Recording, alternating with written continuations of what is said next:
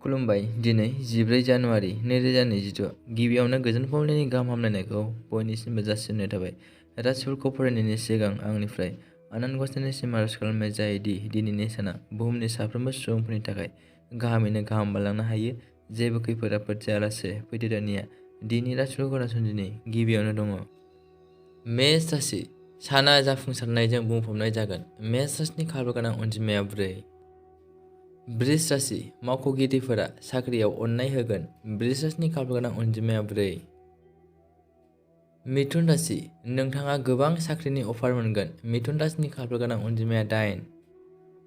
कर्कट राशि। हरखाब रांखान्थियारि मुलाम्फानि सम्भाबना दं। कर्कट राशिनि खाफाल गोनां अनजिमाया 3। सिंह राशि। खामानियाव जौगानाया जाथावना। मावख'गिरिफोरा नोंथांनि खामानिजों गोजोननाय मोनगोन।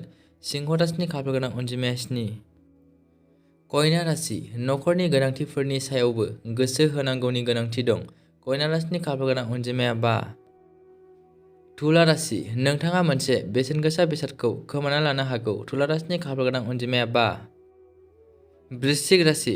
रांखावरि लेनदेननिफ्राय गोजानाव था। वृश्चिक राशिनि खाफाल गोनां अनजिमाया 5। धनु राशि। मोजाङै सानालासेयै रां थिसननायनिफ्राय गोजानाव था। धनु राशिनि खाफाल गोनां अनजिमाया 6। मकर राशि। फालांगि एबा दाहार होनायनि थाखाय साना मोजां नङा। मकर राशिनि खाफाल गोनां अनजिमाया 4। कुम्भ राशि। फालांगिखौ गोदान जौथायाव लांगोन। कुम्भ राशिनि खाफाल गोनां अनजिमाया 6।